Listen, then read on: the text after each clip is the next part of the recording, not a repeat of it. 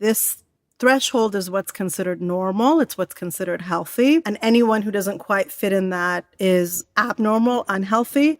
We're going to develop more and more complete ways of measuring exactly how they fall off that definition that we have ourselves decided on. And that's how we end up pathologizing kids. How can we move away from the paradigm in the medical community of pathologizing neurodiversity? Where is the crossroads between neurodivergent people and social justice? And how can we change the tendency of society to view neurodiversity through an ableist lens? Today, I welcome Dr. Bibi Pirayesh to the podcast. She's a learning specialist and educational therapist and the founder of the Difference is Not Deficit Project. That conversation is straight ahead on episode 170. I'm Emily Kircher-Morris, and this is the Neurodiversity Podcast. What is neurodiversity? You see the world differently. Autism spectrum. Gifted. Complexities that are inherently inside. ADHD. Dysgraphia. Tourette's. All brains are different. You are exactly what this world needs. This is the Neurodiversity Podcast. Before we get started, I wanted to let you know about something that might really help parents out there who are trying to find something for your neurodivergent kiddos to do this summer. The Young Scholars Academy is hosting a whole summer full of virtual camps, and it's a chance for your kiddo to hang out and bond with like-minded peers and have some fun. It's great because there are neurodivergent mentors who are conducting the camps, and there's a really wide variety of topics to pick from STEM to humanities and more. I know for us that every summer is a struggle to find ways to keep our 2E kids busy and engaged. I have to be honest, I don't want Roblox to be the only thing they do. There's a link in the show notes so you can check out the camps and see if there's something that might work for your kiddos. And there's a promo code, especially for our listeners, that will get you 10% off. So check out the summer camps from Young Scholars Academy.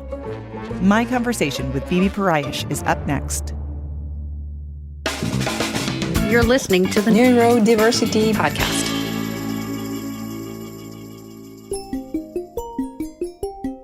Today, I'm happy to welcome Dr. Bibi Pirayesh to the podcast. Bibi is a learning specialist and educational therapist, as well as the founder of the Different is Not Deficit Project. So, Bibi, thank you so much for joining me. Thank you so much for having me. I'm so excited to be here.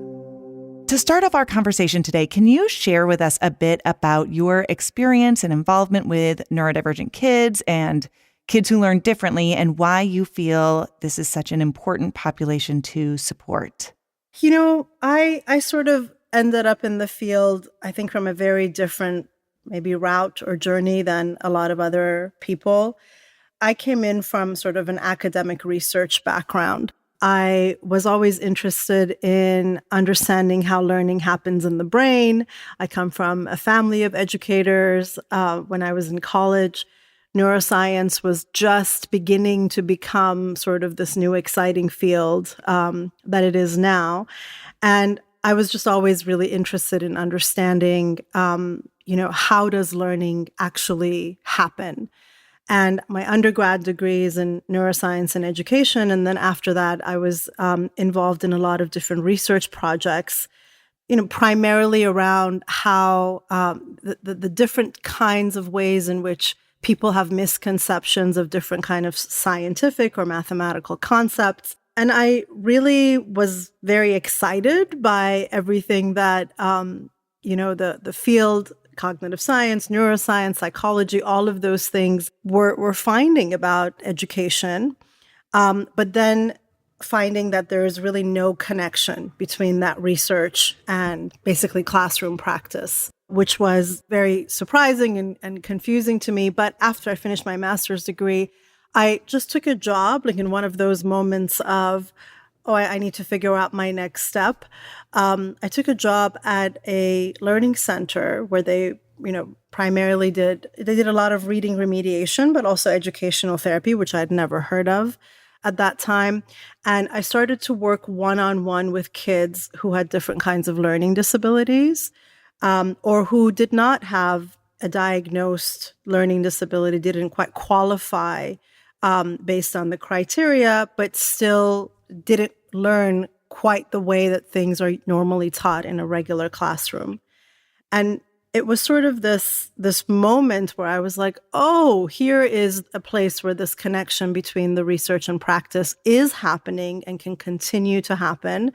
So that was kind of my way in. And then I just fell in love with the work and really began to understand. It was like a different kind of research now.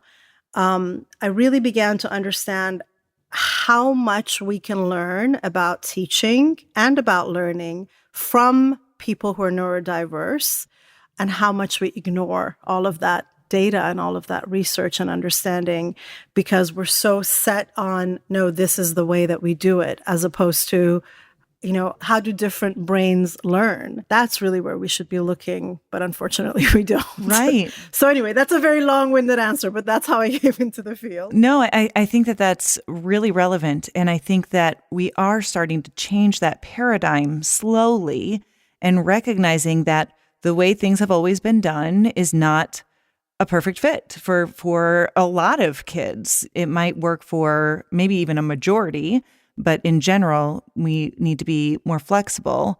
This kind of ties in with one of the components of neurodiversity affirming work in general that I really love, and that is trying to move away from the pathologizing framework that we see so often in the medical community and trying to find a way to be more strengths-based with our supports.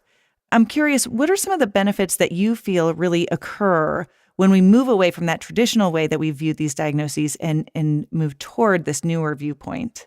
Well, the first thing I think we need to realize is that this isn't necessarily the way that it has always been done. There was a time, even though, schooling wasn't necessarily available to everyone, but there was a time in which I think schooling experiences were a lot more welcoming to, what we today call the neurodiverse population, who in many ways I think tend to be more generalists and not just have this like linear, A to B, we're just going to learn this one thing view of the world, which is what education has become now.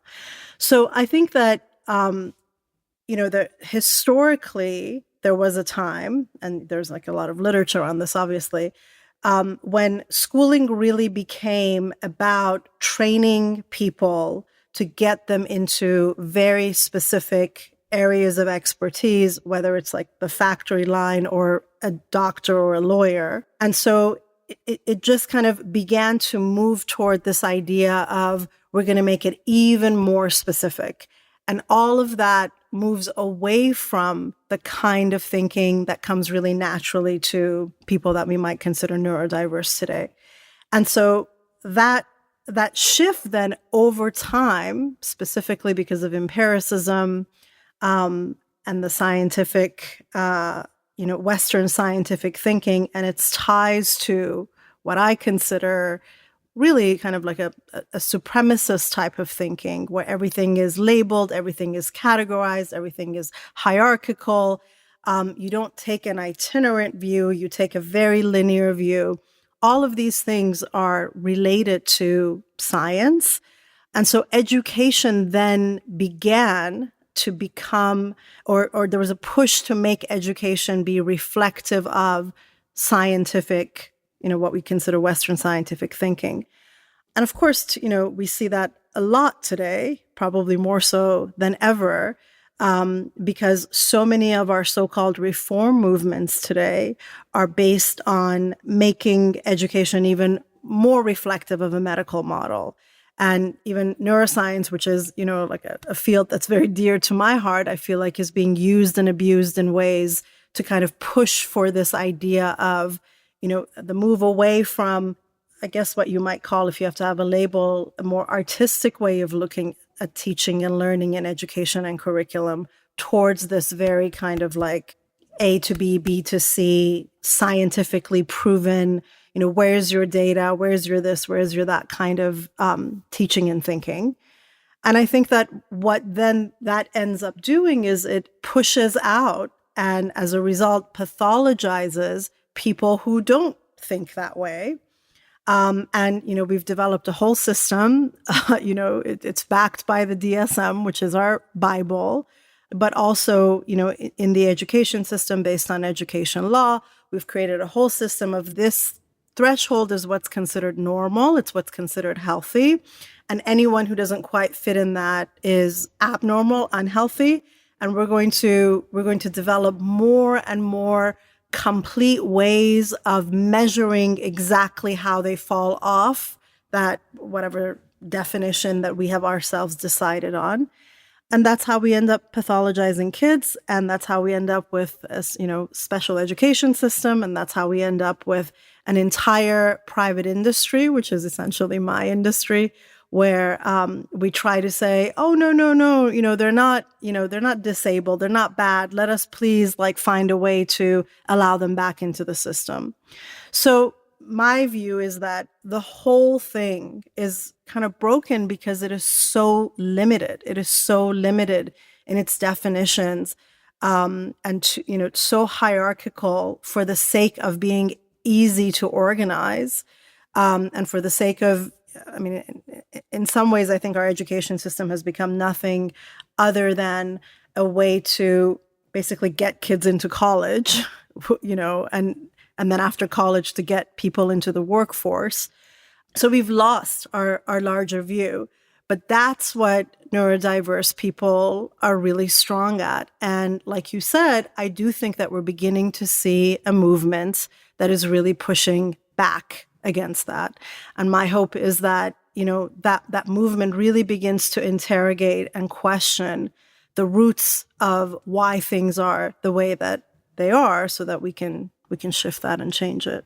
I was just doing a presentation the other week to a high school that's a college prep private high school. And at their faculty meeting, we were talking about creating a neurodiversity affirming school and what does that look like and how do we do this? And I was giving an anecdote and talking about how sometimes with my clients in my office, especially for my high school kids, and they're really struggling, and we'll say something like, okay, you got 3 more years. You got to get through 3 more years, to just kind of, this is just what the system is. And then, you'll have some more opportunities. And one of the teachers asked, well, we're a college prep school. What does that really mean if they're then going on to college? It's not really just 3 more years.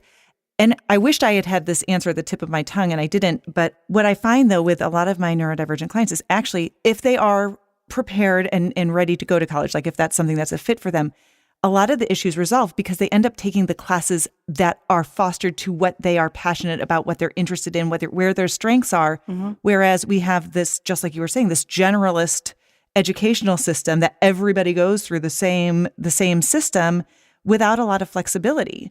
And it's always amazing to me how when you match the environment to the child, suddenly it works. They can be very successful. Yeah. It's really funny because I think that with higher education too, there's been such a push, especially because it's so expensive now, for people to make choices and what is your major and, make it even more specific and, all this questioning around, well, what is the value of a liberal education? How are we getting people ready for the workforce, blah, blah, blah.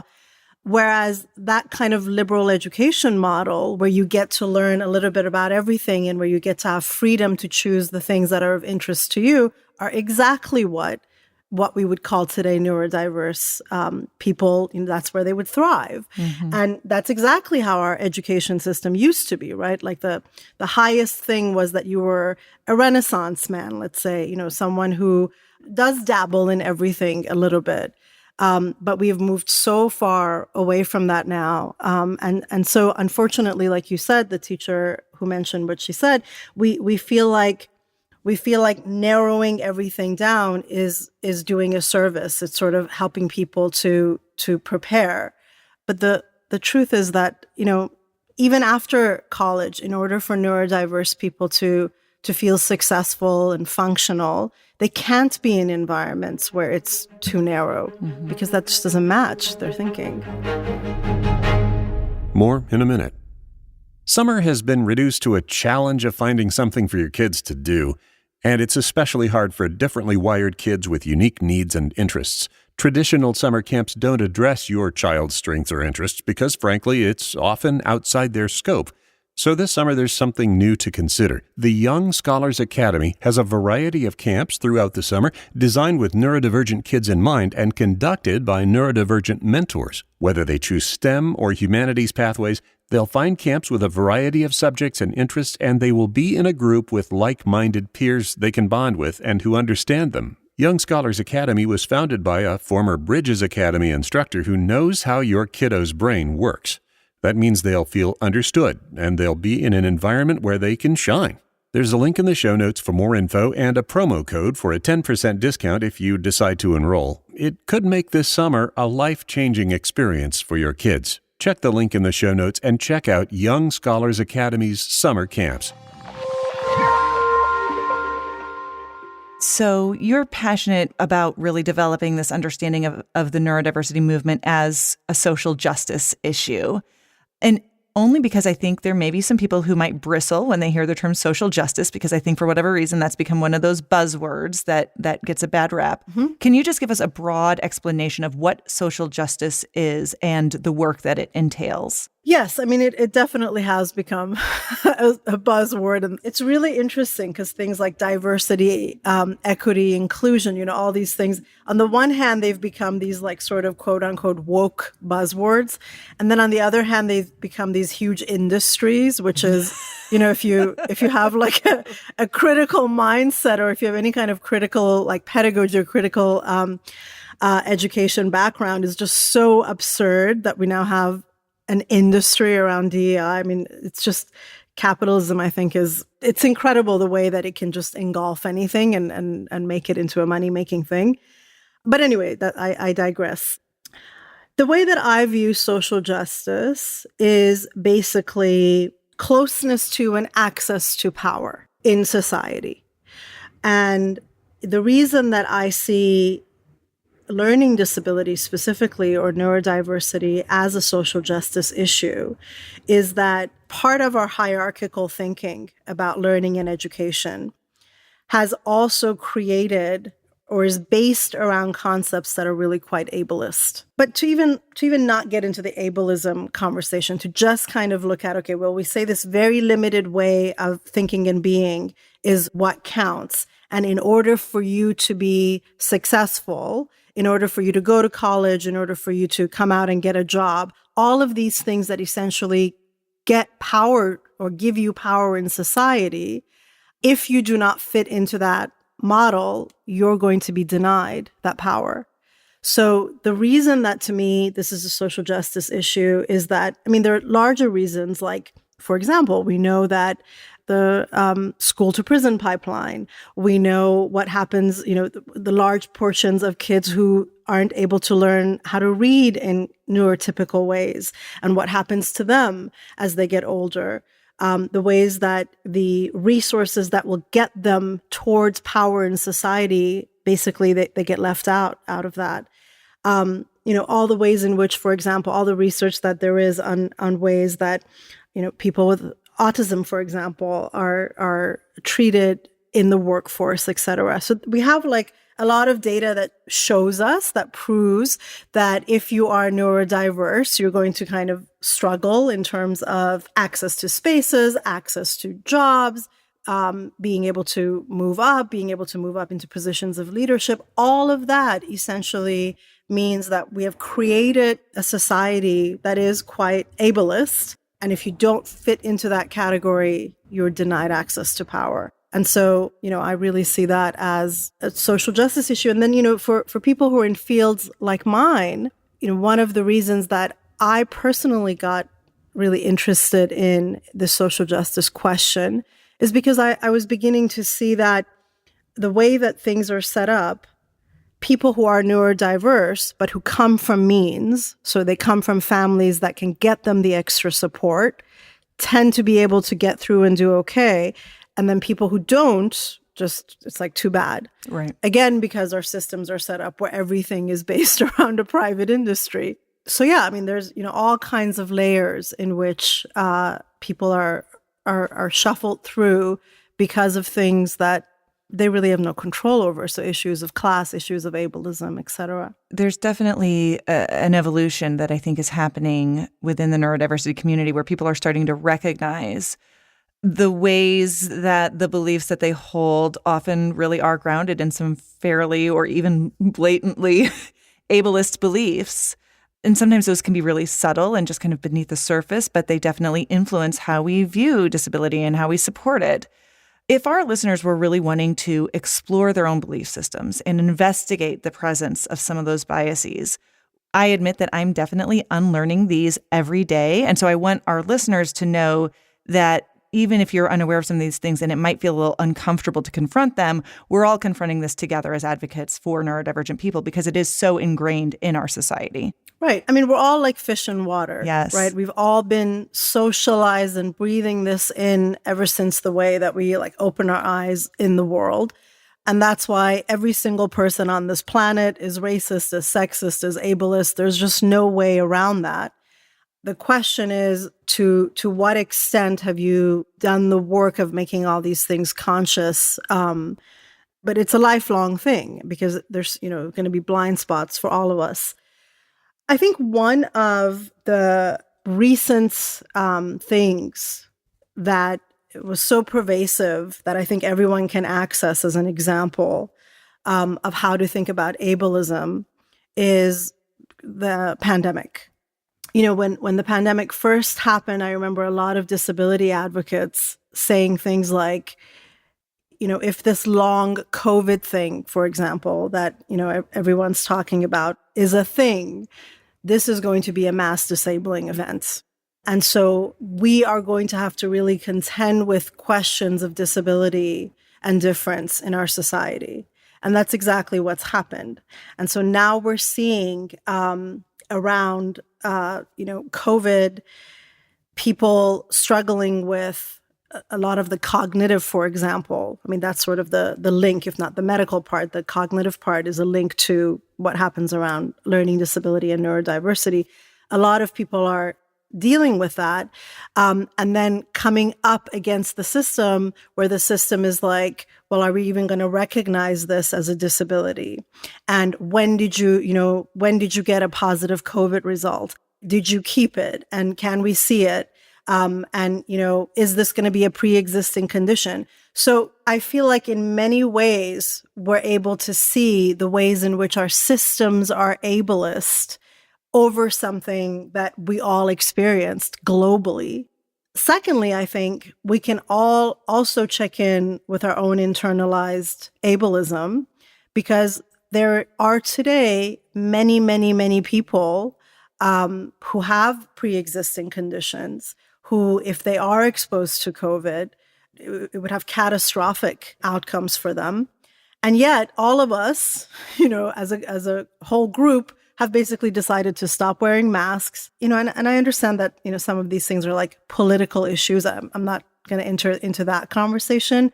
But the idea is that from a disability and ability standpoint, we have to be able to ask ourselves, or COVID made us ask ourselves, the very important question of, are we willing to make sacrifices on an individual level for the larger community? And our answer to that question, I think, can help shed some light on our own internalized ableism. Mm-hmm. So political as the whole COVID conversation might be, I think it's an example that allows us to think or to connect with these concepts because it's something that we all experienced. What are some of the ways that you see some of those beliefs kind of playing out specifically with members of the neurodivergent community? I mean, are there certain things that you see that are kind of like that keep coming up, that are patterns that you notice? So I think what's important to understand about ableism is that it's a systemic issue. So in order for you to be anti-ableist or neurodiversity affirming, you have to understand that you're dealing with systemic issues. One of the ways in which I had to very deeply reflect on and think about my own beliefs and my own approach and essentially my job and my career, was to ask myself the question, am I really supporting the students when I go into the school system and try to fight for them to gain access to the existing system? And I work with them and I do all this remediation work so that we can fix, heal, whatever you want to call it, their way of thinking and being? Or am I actually helping to uphold the system every time that I do that? Mm-hmm. Because if ableism is systemic and I want to fight it, then my fight should not be about gaining access for the student. My fight should be about changing the system. Right. And we don't do that, right? So even for people who consider themselves advocates, like I do, our work essentially is to say, or, whether you're a psychologist, educator, special, our work is essentially to say, okay, how can we support basically fitting this person into the system? It's not questioning the system. Mm-hmm. That's really where we need to be putting our attention. So one of the major ways in which I have shifted the way, and it's not like some big revolutionary thing where maybe it will be, I don't know. At this point, though, it doesn't seem to be. But one of the ways in which you can take incredibly radical action is to ask yourself that question every time that you go to make a decision or to take an action. So, for example, the way that I show up in IEP meetings or in 504 meetings, or even if, there isn't anything like that and it's just kind of like talking to a family or talking to a classroom teacher about how does the student fit, I no longer put the onus on the student. I put it on the system, and it's very jarring and very shocking to be. So, for example, in the example that you gave, when they say, well, we are a college prep school. Mm-hmm. So like, what are we supposed to do? And it's like, well, you need to actually interrogate what that means. What does it mean to be a college prep school? Because when you say that, essentially what you're saying is that there's some people who are college, material, and there's some people who aren't. So, and our job is to essentially separate those people out and identify the good from the bad. And that is an incredibly ableist point of view. Mm-hmm. So, yeah, I think those are the places where we really do need to push back and to invite people to question their own thinking around these issues. Yeah, I agree. The one that came to mind as you were talking about this that I feel like is such a systemic piece in our schools that makes me feel so uncomfortable are, for example, like the behavior charts, ways we use to discipline kids and to, quote unquote, help them learn. Help them mask. We teach them learn how to mask. Yes. And it is so baked into our school culture that when you suggest to not all, but sometimes when I suggest to educators, like, you don't need this, they just look at you like, how will I measure this? Or what will the consequence be? How will I force them? Yes. The point that I often make with them in this situation is that, first of all, the kids who you quote unquote need this for aren't going to learn this way. And the kids who it does quote unquote work for don't need it. Like, you can just say, hey, don't forget, you need to make sure that you're not cutting in line, whatever. Give that verbal reminder to some kids and they're like, oh, okay. But for neurodivergent kids, let's say if it's that particular example, there's something else going on there, right? And so having them go and move their clip or flip a card or whatever, while it might get rid of the behavior, it might, like you said, teach them to mask, but we haven't helped them learn what's going on. We haven't helped them self-advocate in any productive or effective way. But you have to understand that is not the goal of schooling. Right. And in fact, what you see with the behavior charts and all of that stuff is like a small example. But when you look at our school system as a whole, the whole entire thing is a behavior chart. That's so true. We're going to teach you what is acceptable in society by our standards. You either fit in it or we're going to give you an F. Like, that's what the whole system is. And that's why it's such a shocker to them when you say, let's not do it this way. This is where I think, I'll just sort of say this on the side, it's fine to talk about it in terms of neurodiversity, but if you really get deep into it, even the term neurodiverse is itself quite ableist. Mm-hmm. Just like the term people of color is itself quite racist, because the majority of the people of the world are people of color. And neurodiverse, or neurodivergent or whatever, it again assumes that there is the neurotypical way is the way. And so you're diverging from that path. And neurodiverse is almost like that's just being human. Everybody. Right. It's everybody. But, because our systems are set up the way that we are, we find ourselves having to basically advocate for, being human, essentially. Right. And, all the diversity that comes with that. But yeah, we have to be willing to sort of start off the whole conversation around schooling, kind of accepting the fact that what we have created is really quite an oppressive system when it comes to being human.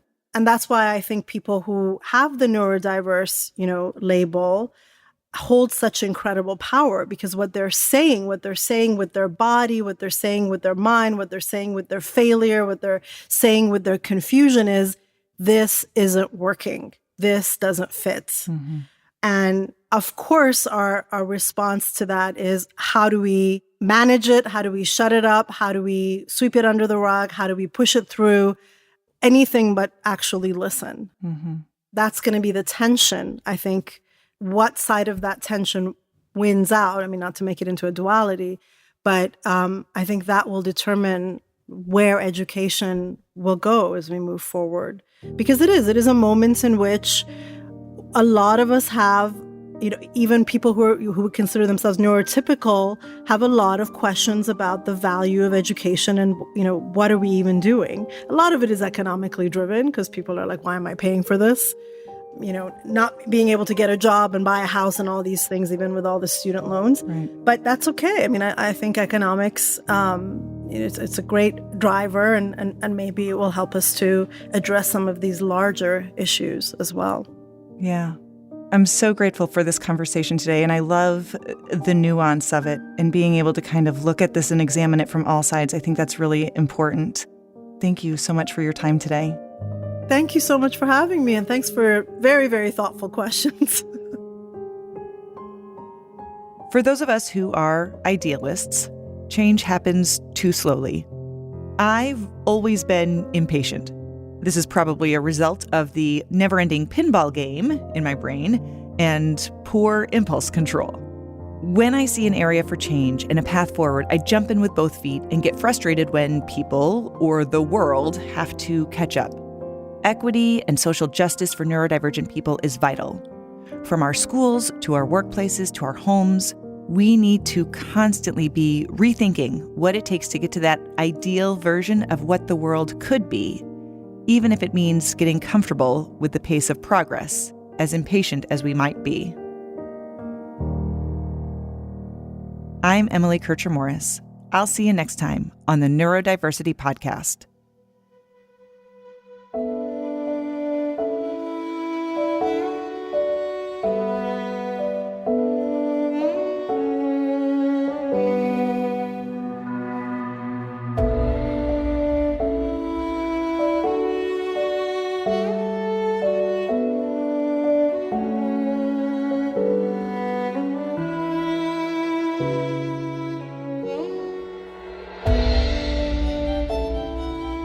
Thanks again to Dr. Bibi Pirayesh. You can find information about her and her work in the show notes and on the episode page at neurodiversitypodcast.com. While you're there, get Mom Hour, A Little Weird is Good podcast t-shirt. Mother's Day is coming right up, and clearly she's not the person who has everything, because she doesn't have this t-shirt. Just click on the merchandise page at neurodiversitypodcast.com and get one. Our host is Emily Kircher-Morris. Our office manager and social media guru is Krista Brown. I'm the show's executive producer, Dave Morris. And for all of us here, thanks for listening, and we'll see you next time.